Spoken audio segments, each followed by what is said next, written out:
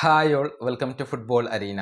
ഈ മാസത്തിൻ്റെ അവസാനത്തിൽ നടക്കുന്ന 2 സൗഹൃദ മത്സരങ്ങളിൽ ഫ്രാൻസും ക്രൊയേഷ്യയുമാണ് ബ്രസീലിൻ്റെ എതിരാളികൾ. ഈ മത്സരങ്ങൾക്കുള്ള സ്ക്വാഡിനെ വരുന്ന 16-ാം തീയതി കാർലോ ആഞ്ചലോട്ടി പ്രഖ്യാപിക്കും എന്നാണ് ഇപ്പോൾ പ്രതീക്ഷിക്കപ്പെടുന്നത്.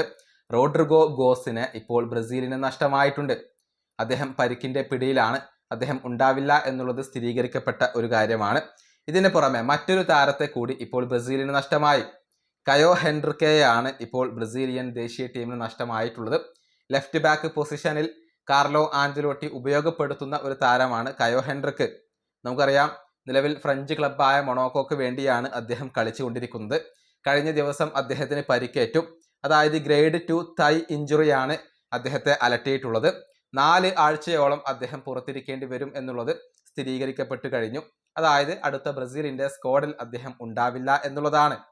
നമുക്കറിയാം, കാർലോ ആഞ്ചലോട്ടി പ്രിലിമിനറി സ്ക്വാഡിൽ ഉൾപ്പെടുത്തിയിട്ടുള്ള ഒരു താരം കൂടിയാണ് കയോ ഹെൻറിക്ക്. പക്ഷെ അദ്ദേഹത്തിന് ആ ഒരു സ്ഥാനം നഷ്ടമാവുകയാണ്. ഇനിയിപ്പോൾ പകരം മറ്റൊരു ലെഫ്റ്റ് ബാക്കിനെ ഈ പരിശീലകൻ സ്ക്വാഡിൽ ഉൾപ്പെടുത്തേണ്ടി വരും എന്നുള്ളതാണ്.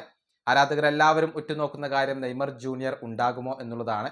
എന്നാൽ അദ്ദേഹം ഉണ്ടാകുമോ ഇല്ലയോ എന്ന കാര്യത്തിൽ ഇപ്പോഴും നമുക്ക് ഉറപ്പുകൾ ഒന്നും പറയാൻ സാധിക്കില്ല. ഈ വീഡിയോയുടെ അവസാനിപ്പിക്കുന്നു. അടുത്തൊരു വീഡിയോയിൽ കാണാം.